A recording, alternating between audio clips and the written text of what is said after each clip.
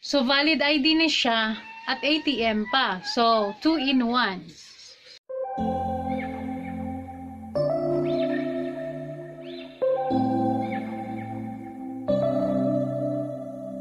September we met, I could tell by your smile.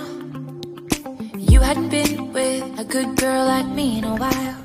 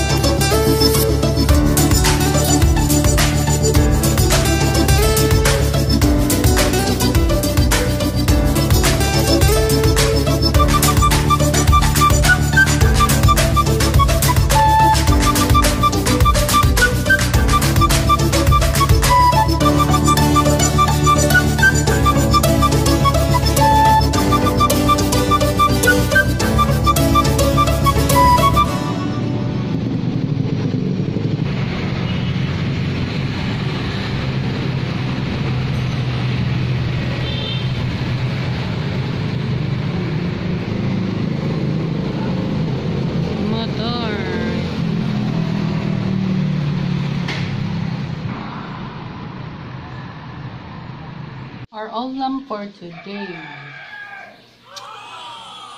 Yummy.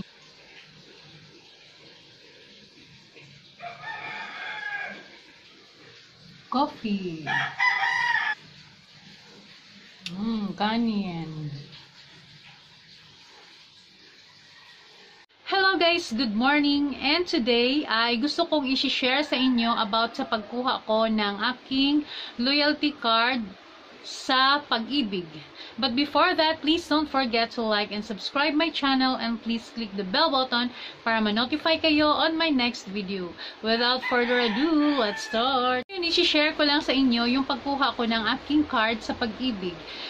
Before nakakuha na ako ng number, before kayo makakuha ng card, syempre magpa-member muna kayo sa Pag-ibig para makakuha kayo ng Pag-ibig number.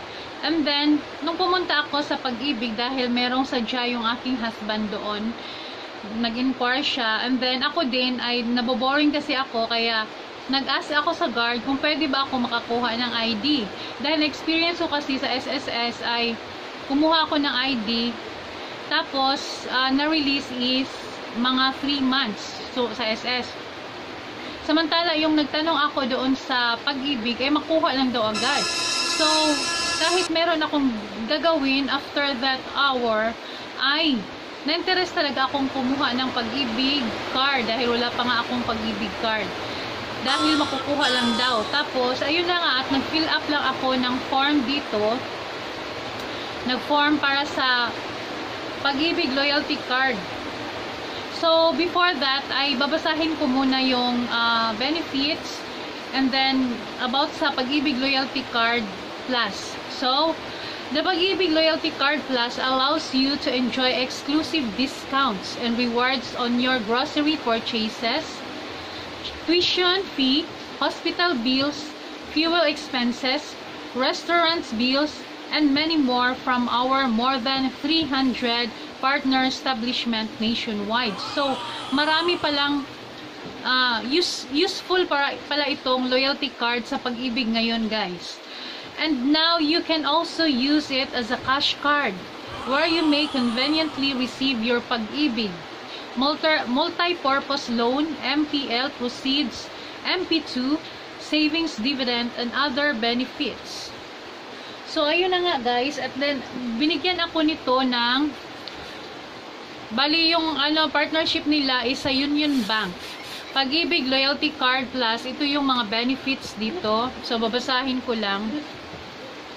Ito yung itsura ng aking, hindi ko lang ipapakita masyado yung mga information. Ito yung itsura ng aking card. Ayan, ganyan siya. Tapos, pinicturan lang ako doon. Tapos, meron siyang bayad. But before that, babasahin ko muna itong mga features at benepisyo dito. Ang iyong loyalty card, personal savings account at ATM debit card ay iisa na lang. So, grabe, it's amazing, di ba? So, high-tech na talaga ngayon.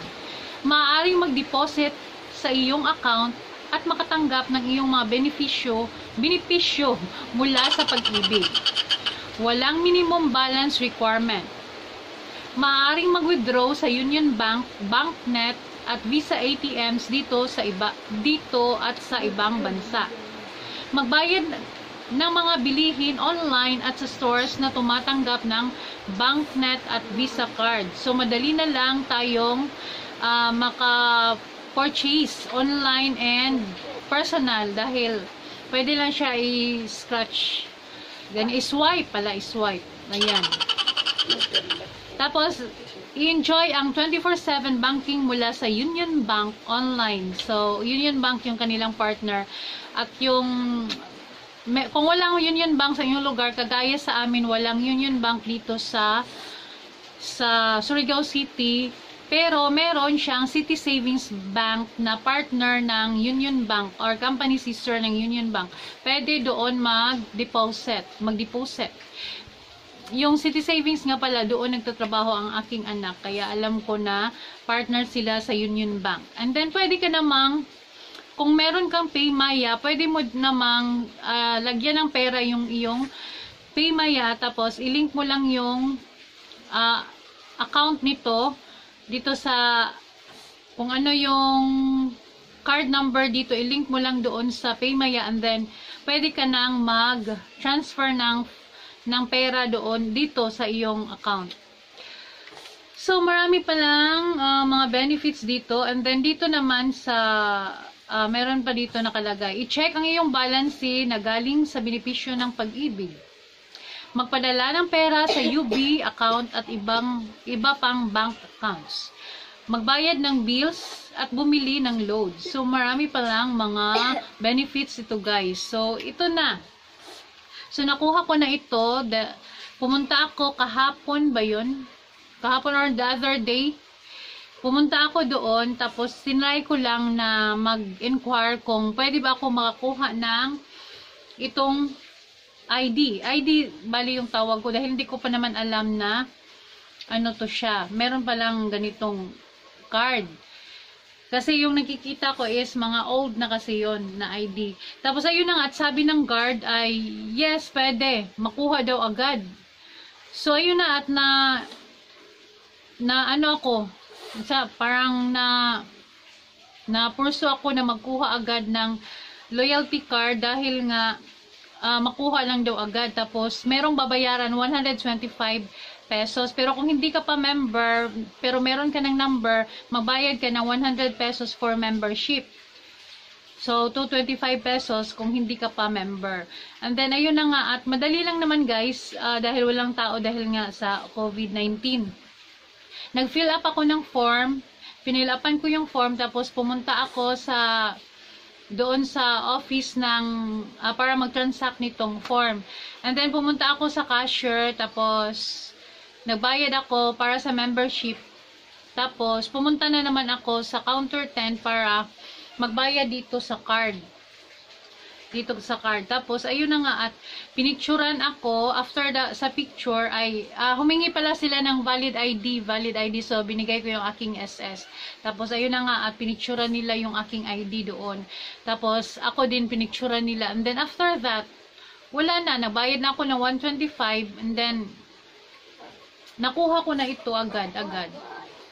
So guys, no, maganda pala ito dahil pwede siyang ATM card. So yun lang guys sa aking may share for today, and sana ay may natutunan kayo sa aking vlog for today. That's all guys. Thank you.